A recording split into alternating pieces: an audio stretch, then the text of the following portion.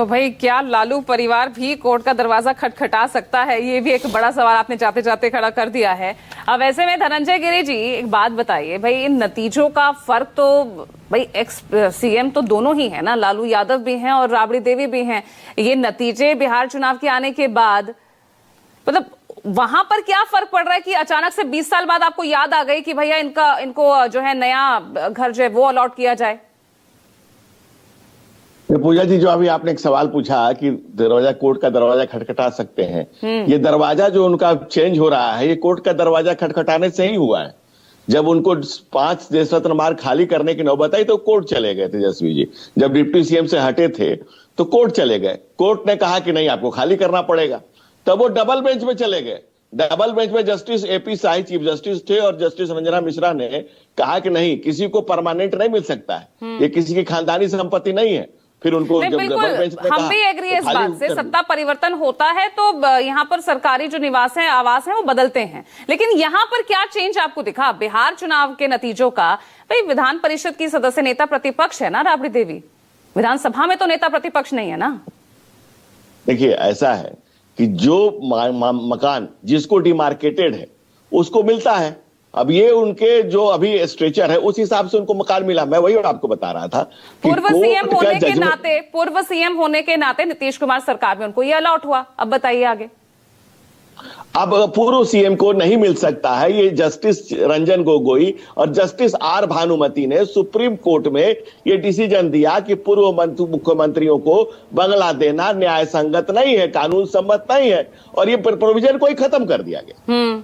ये प्रोविजन ही समाप्त हो चुका है। तो न्यायिक प्रक्रिया के तहत ये बंगला उनको 2019 में खाली कर देना चाहिए। हाँ। ये सरकार की मर्जी है कितने तो क्यों नहीं खाली करवाया 2019 में? अब आज खाली करवा रहे हैं तो पूछ रहे हैं क्यों खाली करवा रहे हैं? अरे 2019 में आया था ना ऑर्डर, तो 2019 में आया, तब क्यों नहीं खाली करवाया? ये अचानक से बिहार में सत्ता बदली, आप ड्राइविंग सीट पर आ गए तो तुरंत फैसला ले लिया, यही हुआ ना। पूजा जी, मैंने तो हर बात का आपको लॉजिकल जवाब दिया, विधि सम्मत जवाब दिया, कोर्ट के आदेश का हवाला दिया, तब आप हमारे ऊपर आ गए। भाई हम तो कह रहे हैं कि पार्टी आपकी जागीर हो सकती है, परिवार की जागीर एक पार्टी हो सकती है, पीडब्ल्यूडी किसी की जागीर नहीं हो सकती है, प्रतिष्ठान किसी की जागीर नहीं हो सकता है, सरकारी बिहार प्रदेश किसी की जागीर नहीं हो सकता है।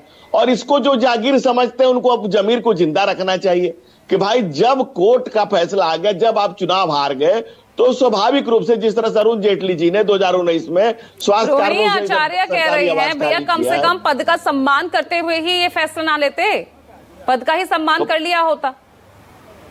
कद और पद दोनों का सम्मान करते हुए ही उनको दूसरा मकान अलॉट किया गया है। जहां अमिताभ ओझा आपको अभी खड़े दिख रहे हैं, वो भी बहुत बड़ा मकान है। उसमें जहां पर कोई मंत्री नहीं जाना चाहता, बिल्कुल अलग थलग। अभी यही बता रहे थे अमिताभ ओझा।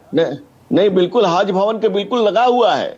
उनके लिए बहुत मुफीद जगह है, सही जगह है एकदम। उनको काफी बड़ा जगह है, काफी खुला एरिया है, काफी खुला स्पेस है, एनवायरनमेंट के हिसाब से भी बहुत सही जगह है। मसला क्या है पूजा जी कि प्रदेश, पीडब्ल्यूडी, सरकारी प्रतिष्ठान ये किसी की जागीर नहीं है। ये जो आज साहिब मसलत है कल नहीं होंगे, कहा है ना। ये किराएदार है, कोई जाति मकान थोड़ी है, ये आपका निजी मकान थोड़ी है। ये सरकार के प्रदत्त शक्तियों से सवाल यही है ना। एक तो अचानक से आपको याद आ गई 2009 में, 2019 में ऑर्डर आ गया था, लेकिन जो बदलाव हो रहा है ना, जो नोटिस थमाया गया है वो एकदम तुरंत बिहार चुनाव के बाद ही